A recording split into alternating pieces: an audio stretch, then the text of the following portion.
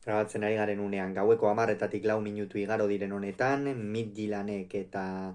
Realak MCH arenan Herninen Danimarkan jokatu duten Europa Ligako final hamaseirenetako joaneko norgehiagokaren analisia egingo dugu, gogoratuko dugu Midtjylland berez talde norvegiarra dela, baina hotzagatik eta temperaturagatik Danimarkan jokatzen duela eta oraindik ere hauek aurre denboraldian daudela. Realak bat eta bi irabazi du, beraz, abantailarekin iritsiko da anoetako itzuliko norgehiagoka horretara, baina gauza asko izan ditu iruzkintzeko norgehiagoka honek. Gogoratuko dugu, batetik Midtjyllandek lagunarteko norgehiagoka jokatu zuela larun batean Bayleren aurka, eta 2-1 irabazi zuten. Realak berriz, 2-1 irabazi zion Espainoli ligako norgehiagokan, eta beraz bi taldeak aurreko jardunaldiari dagokionez dinamika positiboan iritsi dira. Bi taldeek ere 4-3-3ko sistemen alde egin dute, batetik Thomas Bergek hamaika jokalari hauen aldeko apustua egin du, Losli izan da ATP-an, eskuinaldetik lauko lerroan atzealdean Joel Anderson, ezkerraldetik Paulinho, Diao eta Bex izan dira atzealdearen erdialdean, zelai erdian hirurak altura berdinean Castillo, Silva eta Sorensen izan dira, eta erasoan eskuinaldetik Simsir, ezkerraldetik Osorio eta Buxa izan da golaren arduraduna. Reala berriz, 4-3-3ko sistemarekin irten da, baita ere, Marrero izan da ATP-an, berrikuntza nagusietako bat hause izan da, Alex Remiro aulkian utzi du eta Unai Marreroren aldeko apustua egin du joaneko norgehiagoka honetarako Imanolek, atzealdean lauko lerroa eskuinaldetik Jon Mikel Aranburu, ezkerraldetik debutaria Jon Balda Anoetarra gaur debuta egin baitu Danimarkan Realeko lehen taldearekin, aurretik ere Imanolek deialdi batzuetan sartu izan du, baina gaurkoan Jon Balda titular izan da hasieratik. Marin, Olasagasti eta Brais izan dira zelai erdian, gaur Martin Zubimendik ez du jokatu, atsedena eman dio, gaurkoan erabaki du Imanolek atsedena ematea, izan ere badakigu zenolako partida zerrenda datorkion Realari hilabete honetan eta datozen hilabeteetan, eta jokalariek noski atseden hartu beharra daukate, ezin dute dena jokatu. Eskuinaldetik Takekubo izan da, ezkerraldetik Barrenetxea eta goian golaren arduraduna Horri Oskarson izan da. Partida ongi hasi da Realarentzat, izan ere lehendabiziko minutu horietan, naiz eta partida nahiko parekatua hasi den, egia da bigarren minutuan Jon Baldak gerora garesti ordaindu duen txartel bat ikusi duela, hirugarren minutuan sekulako aukera izan du Denil Castillok Midtjyllandentzat, eta hor Reala egia esan sufritu du, baina 9. minutuan jada gauzak beste modu batera ikusten hasi dira txuri urdinak, kasu honetan Sorensenek penalti garbia egin dio area barruan Braisi, egia esan akats nabarmen xamarra egin du Midtjyllandeko jokalariak, hor Brais bizkarrez baitzegoen eta egia esan ez zuen inolako arriskurik sortzeko aukerarik, baina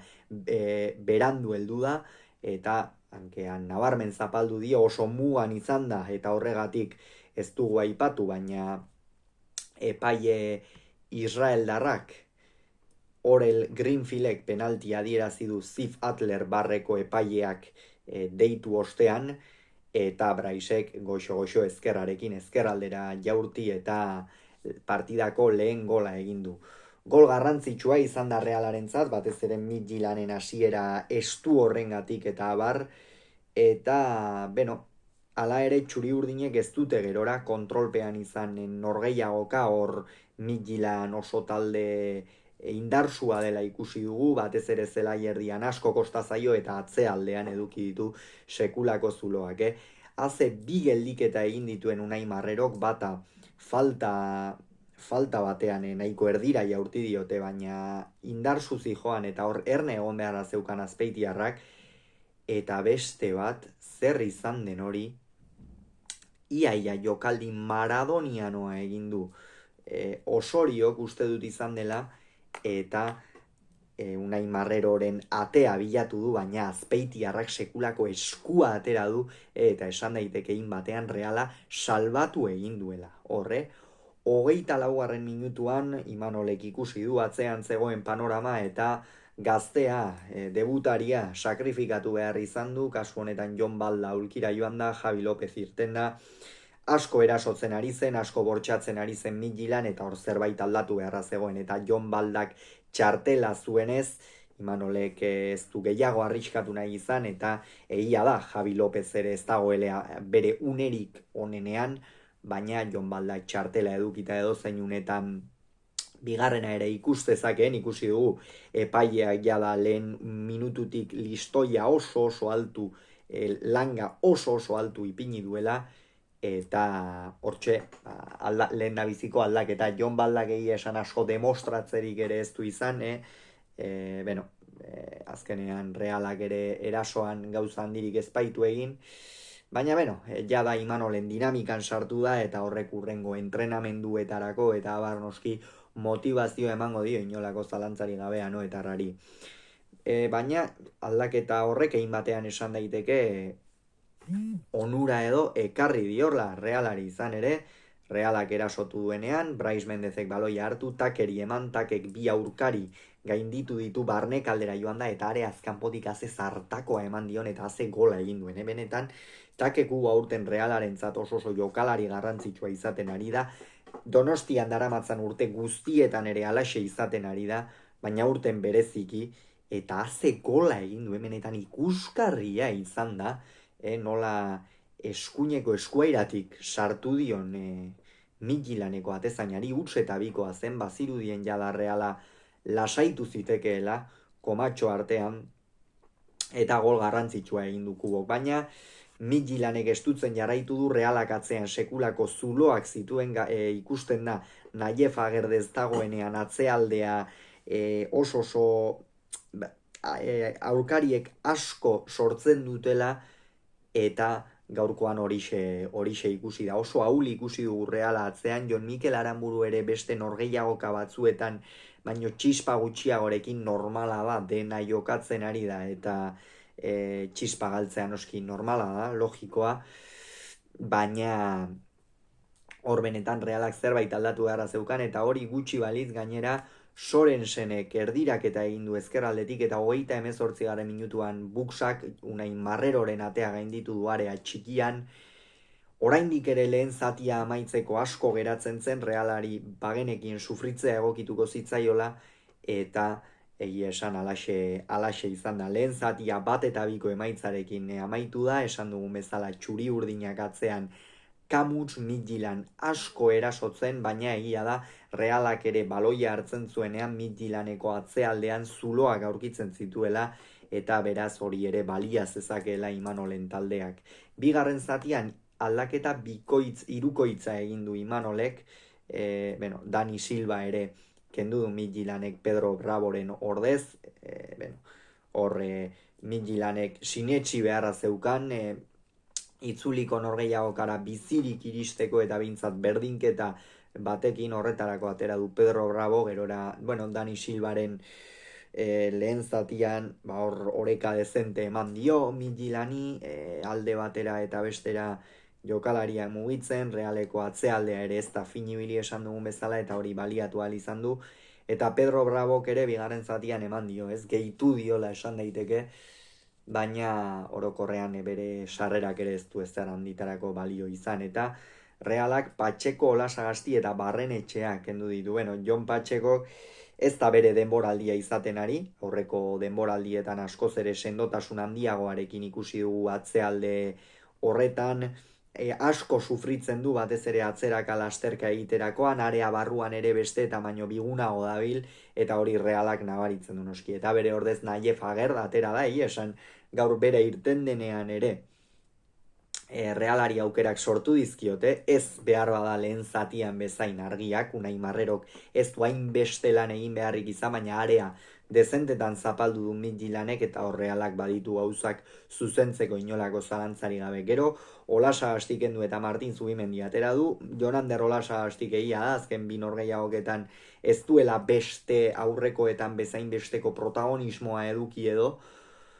baina gaurkoan ere bete duela esango nuke bere lana, Martin Zubimendi ere atera da, ezingo du urrengo norgehiagoka jokatu, 84. minutuan txartela ikusi duelako, baina orokorrean beste sendotasun bat edo ikusi dugu Realari, ez bigarren zatian batez ere Midtjylland etzela hain erraz iristen, eta naiz eta Realak distira handirik ez duen erakutsi behintzat ez du hainbeste besteek, hau da Midtjyllandek kasu honetan ez du hainbeste erasotu. Eta azkenik Ander Barrenetxea Sergio Gomezen ordez, Barrenetxea ikusten ari gara, ez behar bada buruz buruko horiek bilatzea, ez atzelariari buruz buruko horiek bilatzea eta kostatzen ari zaiola, normala da azkenean azken partidetan ere ez dugu oso fin ikusten, baina badirudi pixkanaga bere mailara ere itzultzen ari dela Donostiarra, eta hori garrantzitsua da. Eta Sergio Gomez irten da, egia da hor estaldura batzuk eta egin dituela Ander Barrenetxeak lehen zatian sekulako estaldurak egin behar izan ditu, batez ere Jon Balda zelaian zegoenean hor asko lagundu behar izan dio, eta horrek ere noski eragindu gerora bere jokoan, eta Imanolek arazo hori ikusi du noski, eta Sergio Gomezek Ander Barrenetxeak baino hobeki egiten dituen ez estaldurak bere aldeko apustua egin du bai erasorako, baina bai eta ere noski Javi Lopezen bizkar hori askotan babesteko. Eta, bigarren zatian egia esan Realak ez du asko jaso edo esango dugu nahiko erosoa izan dela, baina egia da, behar bada ez zuela hainbeste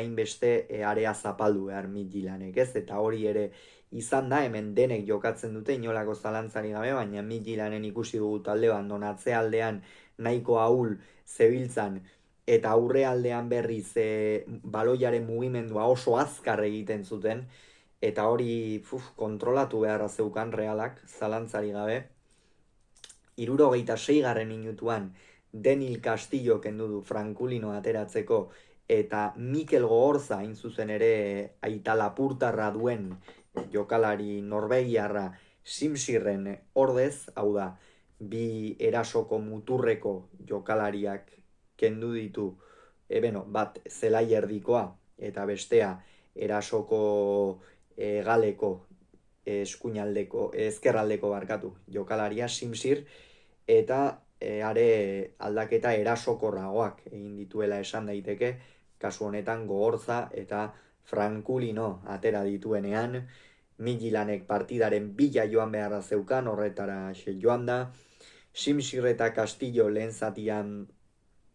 protagonista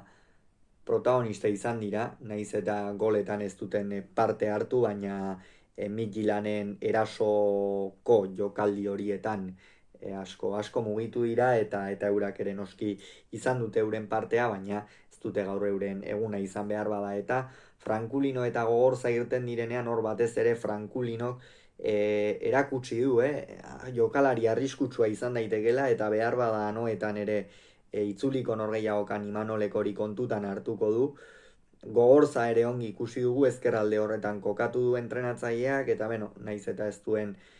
protagonismo handirik izan, atera ditu jokaldi batzuk eta abar, baina Reala orokorrean eroso zegoen, baina alerta hortxe zegoen piztuta, ez? Eta atzealdean asko sufritzen, ikuste horrek ere hasieran hainbeste sufritu izanak bigarren zatian ere eragina izan duela, eta beldur hori bazegoela zalantzari gabe. 74. minutuan Oskarson kendu eta Oiartzabal atera du, horri Oskarsonek gaur ez du bere eguna izan, area barruan oso erremate gutxi egiteko aukera izan du, eta area azkanpo egin behar izan du azken partidetan bezala bere lana, eta fin bete duela esango nuke. Eta Oiartzabal atera denean hor aukera garbi bat izan du Mikelek, baina orokorrean ez du beste partidetan bezain besteko protagonismoa izan baloiarekin, behar bada Midtjyllandek ere, eta horri ere estadistikek esaten dute, bigarren zatian Midtjyllandek baloi askoz ere gehiago izan du, Reala baloiaren atzetik joaten zen, egia da indartsu aritu direla, eta intentsitate horrek askotan Midtjylanden erasoak ere mozten zituela, presio altua egin du Realak, eta hori ongi egin du. Gero Paulinho eta Sorensen kendu ditu, hemen Paulinho ezker hegaleko jokalaria Victor Baken ordez irten da, azkenean nik esango nuke jokalari erasokorragoak, edo behintzat atzealdean ere oreka hori bilatu nahi izan duela Thompson entrenatzaileak, eta horregatik aldaketa bikoitza hau, eta azkenik, jada minutuak aurrera zioa zen, bazirudien jada Realak partida kontrolpean zuela,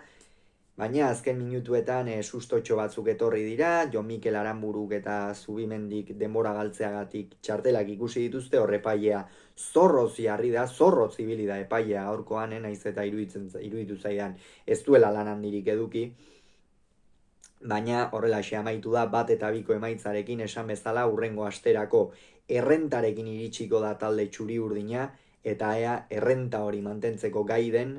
eta datorren astean, aspaldiko partez Reala Europan kanporaketa bat gainditzen ikusten dugun. Hauxe beraz esan beharreko, aurrengoan gehiago izango duzue, bitartean izan agur.